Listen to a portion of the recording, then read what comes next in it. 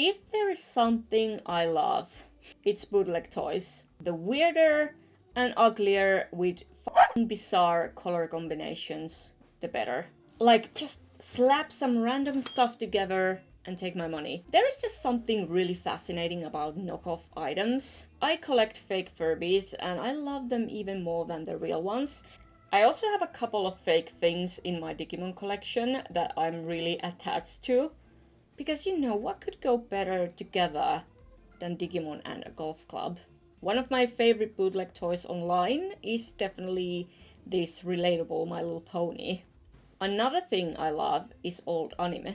So I'm combining them. If bootleg toys were anime characters, what would they look like? Or more like, what would the covers of this anime series look like? The bootleg My Little Pony is not impressed.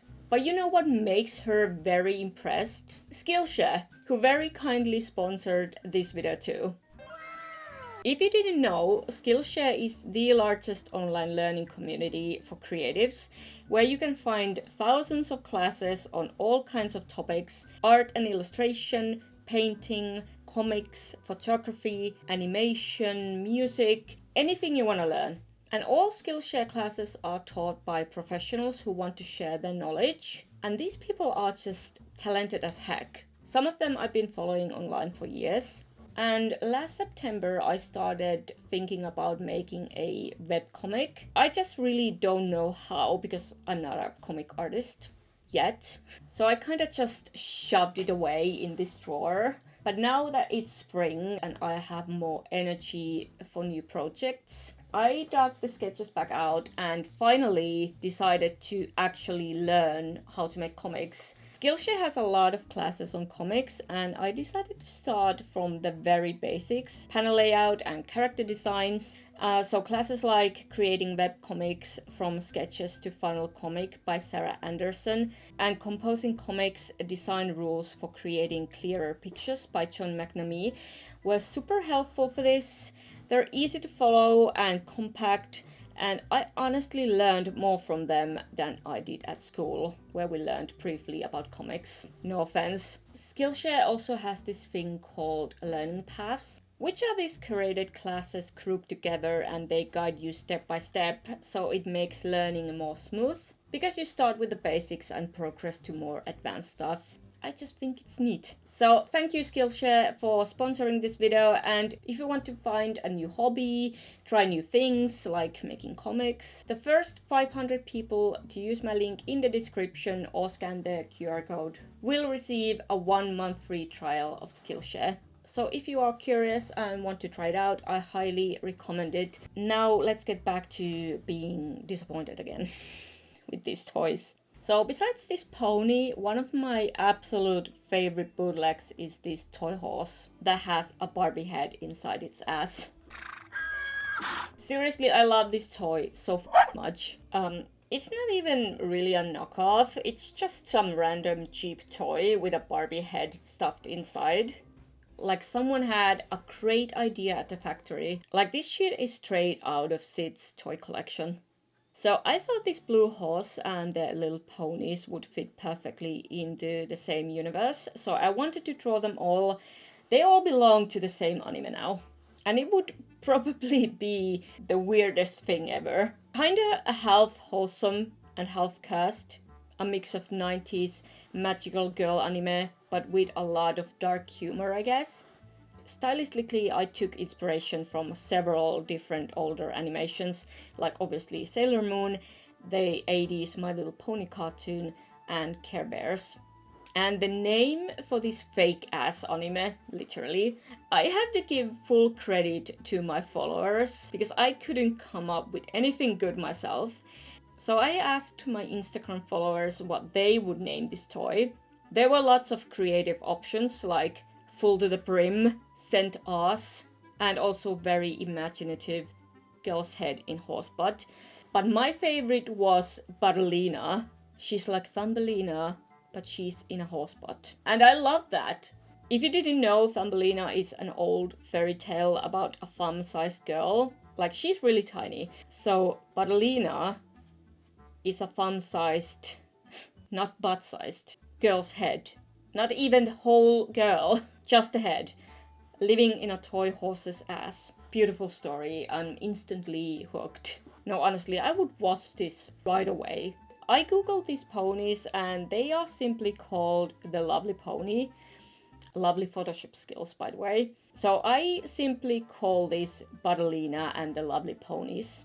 I originally saw this image on Tumblr with the caption, "Friendship is a f***ing hassle," which refers to My Little Pony Friendship is Magic, and that always cracks me up. Honestly, would be the perfect catchphrase for this show. This was probably the hardest thing I've ever drawn, because I wanted the horse to have a realistic body and anatomy, as realistic as this thing can be, and I can't draw horses. The last time I drew a horse was probably when I was 6, if I don't count My Little Ponies. Hopefully I've improved at least a little bit. And on top of that, this isn't even a real horse, but a toy that splits in half like a f***ing Resident Evil character. So I was literally sweating before I even started sketching this. So yeah, what would the plot be? I think, I have no idea. Why is she just a head? What happened to her body? And why is she inside a horse? And are they like one being or separate characters? Maybe she's too powerful, so she has to be contained inside the horse. And then when they need her for something like defeating evil, they release her and her powers. Okay, please don't let me write anything. The ponies are tired of her shit though. I tried to make them look as annoyed as possible. I think Badalina is the town freak, and the ponies are just trying to love and tolerate her the best they can. But they honestly look like they swear a lot. I love hand-painted backgrounds so much, and the 80's My Little Pony series is such a good example of those really pretty, soft backgrounds. And I tried to create that similar feeling here. I used the same color palette, and I tried to make the clouds and the rainbow look similar too. So I couldn't really decide right away what color to make the background, so I kept switching between pink and blue. Basically anything from white to pastels would have worked, but I ended up with the blue, and I also saw that polka dot pattern on a Sailor Moon VHS somewhere, so I tried it out to see how it would look, but I decided to leave it out. And of course I wanted this to look like an old VHS cover like I always do. It just gives it that authentic feeling. So I added a bunch of different effects and textures, and I really like how it came out.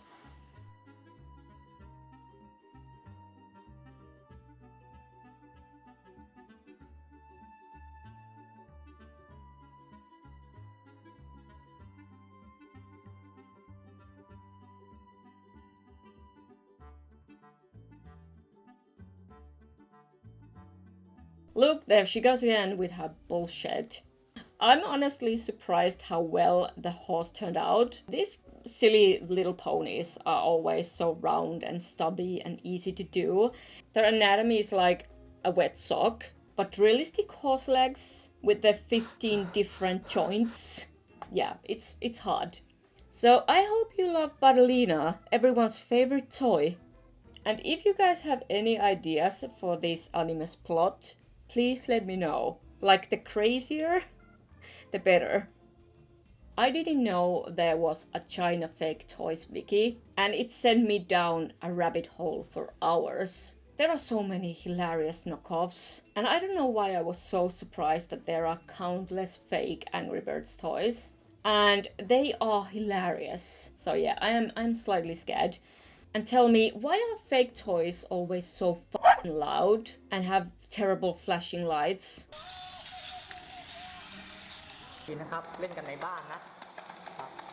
So I chose these 3 knockoffs to draw, and since I made the first drawing in this really cutesy pastel-y shoujo style, I went in a different direction with this one. I wanted to use dark colors and harsher shadows, and since the yellow bird kinda looks like a robot, I leaned more into an 80's mecha anime style, like Gundam or Bubblegum Crisis. And even though I usually draw a lot of pastel-y Sailor Moon style Furbies and other creatures, because I just love them with my whole heart, My all-time favorite style is specifically that dark, moody 80s, 90s anime style. Also, as a Digimon fan, Digimon the movie is honestly one of my biggest style inspirations ever. So it was really fun to get to do more of my own favorite style with this one. I immediately pictured the birds in space with Earth in the background, and I actually used this Gundam image as a reference. I just named these walking birds, so maybe the birds are walking through space instead of flying. Well, he doesn't even have legs, so I don't know. And of course, I had to add that random ass text that was on the packaging. I think it actually goes well with the whole space theme. So, if you didn't know, Angry Birds was a huge thing like 16 years ago. Well, I think it still is. There are games and movies and cartoons. There's Star Wars Angry Birds, a ton of merch, and here in Finland we even have multiple Angry Birds parks. I remember when the first game came out in 2009 and it was everywhere. Everyone was playing it, and since it's a Finnish game by Rovio Entertainment, we definitely felt like extra pride about that. And the idea of the game is really simple. These green pigs try to steal the birds' eggs, and you use a giant slingshot to launch birds at the structures where the pigs are hiding. And the goal is to destroy all the pigs in each level. And these games can be really addicting. Like, I spent way too much time playing these games on my phone. The slingshot is, of course, an essential part of the game, so I added one to the background. I don't know, maybe the birds use it to get around too. All these toys clearly have their own personalities. Like, the one with the yellow boots is definitely the boss of the group. He's the angry, bossy, smart one, and these two are his loyal sidekicks. And sidekicks are always a little dumb, you know? So I guess their dynamic would be a bit like Pinky and the Brain, or Hardest Pain and Panic from Disney's Hercules, or the hyenas from The Lion King. Something like that. He's definitely the smallest too, and it's a really common cartoon trope that the smallest or shortest character is always the bossiest one. They're always the angriest one. A good example of that is Lucky Luke and the Dalton brothers. And I think it's because these characters are so small, so they had to have big egos. It's called the Napoleon complex, and it creates this contrast to the characters and the story, and it's obviously funny. The green light on the toy's beak looks like he's charging a laser, so I had him shoot lasers from his mouth. And those other lasers come from the enemies, maybe? Maybe from the bootleg pigs.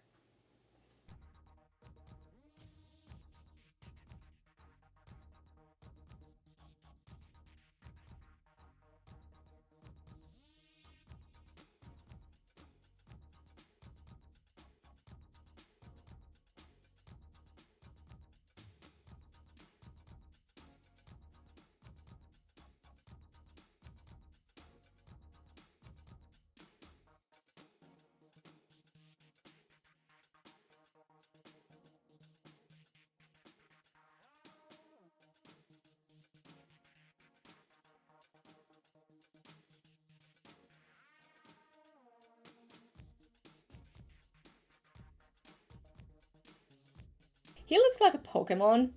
Like, if you put him with the other bird Pokemon, no one would even notice.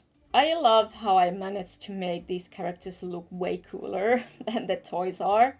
And notice this is volume 1, so there's more. And here are both drawings. I hope you like these. Which one would you watch?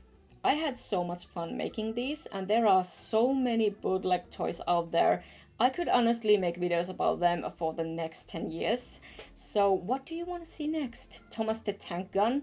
Why do they make so many toy guns out of every series? What instrument is this? Big thanks to Skillshare for sponsoring this video, and also sorry, I hope you enjoyed this absolute nonsense. And remember guys, the first 500 people to use my link in the description will get a 1-month free trial of Skillshare. So go create awesome things. All my social media links are in the description too if you want to follow me. If you like this, please give me a thumbs up and subscribe. And if you want to see more stuff like this, in my last video I redesigned some funny bootleg cartoon covers, so be sure to check that out, but bring tissues because it's a sad one. Okay guys, thanks for watching this. Stay adorable as always, and I'll see you in my next video. Bye.